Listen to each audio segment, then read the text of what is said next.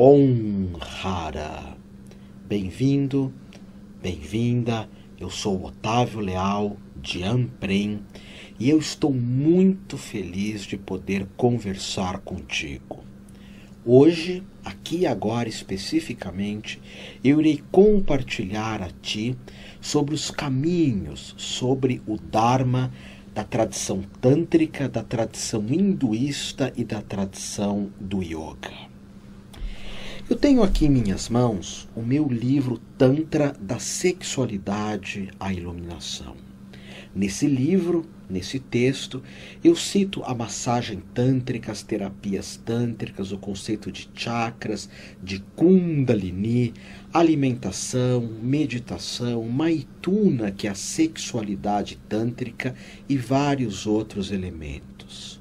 Mas nada disso faz sentido, principalmente a você que é terapeuta tântrico, ou a você que pratica o yoga, o tantra, o hinduísmo. Nada dessas práticas fazem sentido se você não tiver um comportamento adequado com o seu modo de vida.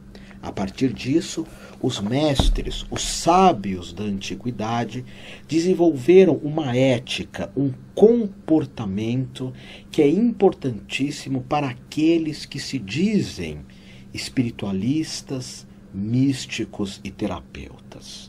Essa ética, esse comportamento, divide-se em refreamentos, em situações que devemos ultrapassar, e também em condutas, em um modo de vida que devemos observar. Nessa nossa conversa hoje, eu estarei falando a ti sobre os yamas. Yamas são situações que devemos transformar, que devemos matar. É aquilo que Mestre Jesus chama da morte em vida, de uma profunda alquimia que as escolas medievais de ocultismo, de magia, de esoterismo chamavam de transformarmos o chumbo, que é a nossa energia mais baixa, do Muladhara Chakra, a matéria, a ganância, o dinheiro, o sexo, transformar esse chumbo em ouro, que é o Anahata Chakra, uma vida amorosa, gentil, uma vida que quando nós partirmos aqui do planeta Terra, que nós sejamos lembrados por termos feito aqui, da nossa passagem por esse planeta, de um planeta mais amoroso, gentil e perfumado. Tu tens feito isso? Reflete nisso. Então, yamas, hoje eu falarei dos mesmos. Yamas é um aperfeiçoamento, é uma transformação que envolve 5 aspectos principais e 5 secundários. Ao todo nós temos 10 yamas. O primeiro deles é famoso na visão de Mestre Gandhi, ahimsa, não violência. Já já eu irei aprofundar esse tema. O segundo, satya, ser uma pessoa verdadeira. O terceiro, asteya, não roubar, não se permitir corromper. O quarto, brahmacharya, uma conduta ética em relação à sexualidade. O quinto, nós temos aqui krisma, que significa paciência, um passo depois do outro. O próximo, dririti, que é a estabilidade, seria uma vida equilibrada e com perseverança. O próximo, daya, a compaixão, que é um dos elementos principais do budismo tibetano de Dalai Lama. O próximo, arjava, honestidade, retidão. Novamente nos lembra a ideia da veracidade. Depois, mitahara, um moderado apetite. Olha que interessante isso. E por último, sauchan, que é a pureza do corpo, a pureza da mente.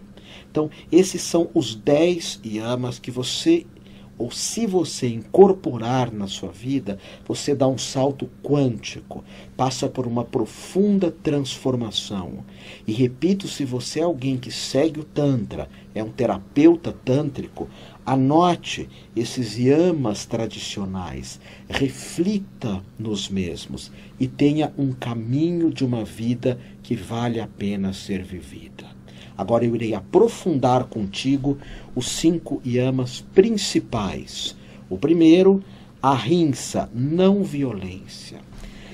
A não violência, sempre a monja Coen conversa isso comigo, é nós não pensarmos mal de outras pessoas. Eu sei o quanto isso é difícil, principalmente se entramos em contato com a mídia, com as fofocas, com a maledicência.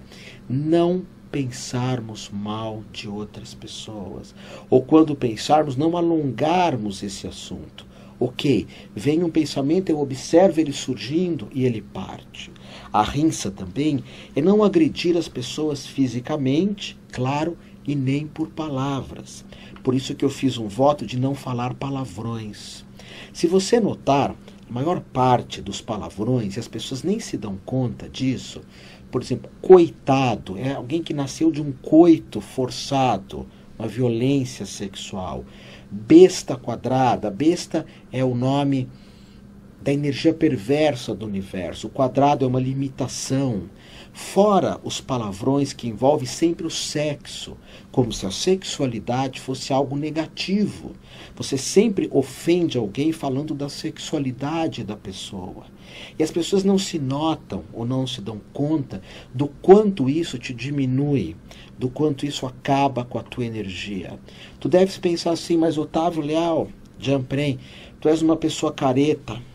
Longe disso, se tu me conhece, se tu faz parte, se tu és um dos meus alunos, a questão não é essa, até porque hoje todos falam palavrão. Se tu quer ser uma pessoa excêntrica, diferente, ousada, inventiva, que não siga a boiada, não agrida as pessoas com palavras, com pensamentos e nem, claro, fisicamente. Mahatma Gandhi diz que o autossacrifício de uma pessoa que fala palavras bonitas, que pensa coisas positivas, que ajuda os outros, o sacrifício de uma única pessoa assim é superior a milhões de homens que se matam uns aos outros e não trazem nada de útil para esse planeta.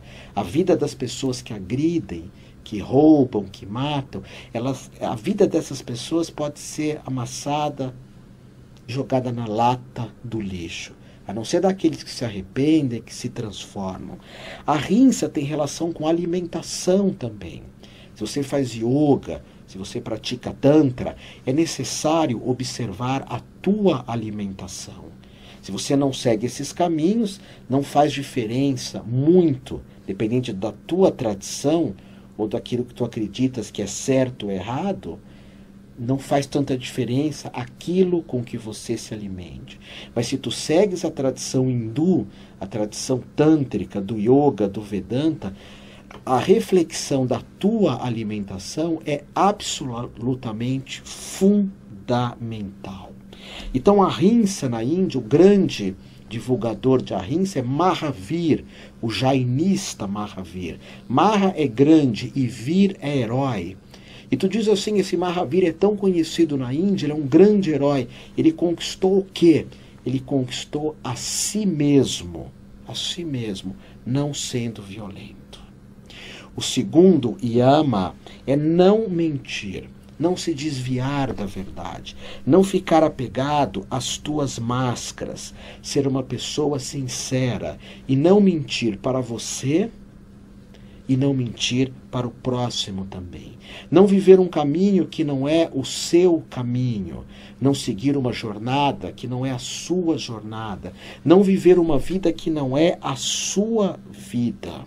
Satya é falar a verdade, é viver a verdade, é ter uma presença verdadeira. E claro, hoje é muito comum as pessoas mentirem, exagerarem. Então, junte a não violência com a veracidade, você já é uma pessoa única nesse planeta. O terceiro item é asteia, não roubar. E essa questão é muito interessante, porque na Kabbalah judaica e nas tradições hindus, na tradição Vedanta, até mesmo no Zen budismo, no budismo Shan, no budismo tibetano, existe o roubo de tempo. Você deixar alguém esperando, um processo que demora para ser julgado, uma história que demora para ser resolvida. Isso é um roubo de tempo. Roubo de reputação também. A fofoca é proibida várias vezes na Bíblia cristã, mas as pessoas continuam fofocando. Mestre Gaiarsa falava da neurose da fofoca. Então existe o roubo de reputação, o roubo de tempo, o roubo de justiça. Existem várias formas de roubo. Dentro da tradição judaica, por exemplo, se você tem uma casa e alguém constrói um prédio alto e tira a tua sombra, isso é proibitivo. Olha que interessante. Mas nas leis, supostamente, da nossa sociedade, existem vários roubos que são proibidos em todas as tradições transpessoais. Existe o roubo, por exemplo, de reputação, é você diminuir a outra pessoa. E até mesmo na Bíblia judaica cristã é levantada a questão dos juros. Eu te empresto uma maçã e tu tens que me devolver duas. Eu te dou algo e quero receber a mais. Tanto é que na própria Bíblia judaica cristã vem escrito: não cobrarás juros dos teus irmãos. Então note que a questão do roubo, ela é muito maior do que nós pensamos. Tem 3 livros do rabino Newton Bonder que eu quero indicar muito para ti. Um chama A Cabala da Inveja, porque nós roubamos energeticamente alguém quando invejamos essa pessoa.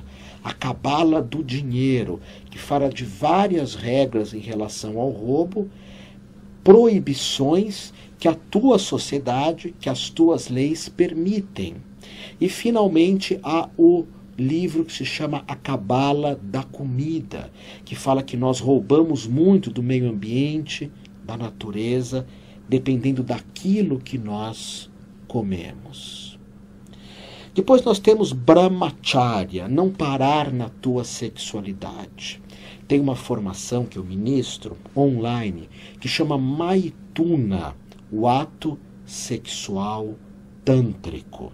É uma formação online que tu faz na tua casa, que eu ensino passo a passo como você sacralizar a tua sexualidade, como alavancar a tua sexualidade. Sexo deve se transformar em amor, e amor deve se transformar na oração, que é o amor por vários seres. E hoje o que mais nós vemos é as pessoas venerando a sexualidade pura e simples. Não há mais intimidade. Não há mais intimidade. Olha, eu sou uma pessoa que eu valorizo por demais o namoro, o relacionamento, a sexualidade, mas com intimidade. O sexo sem intimidade é muito legal para uma fase da tua vida. Mas pensar que tem pessoas que chegam a 50, 60, 70 anos e pensam no sexo tão somente como sexo, a autossatisfação. Não há nenhuma intimidade, não há nenhum tipo de relacionamento. Então o Brahmacharya é você alavancar a tua sexualidade.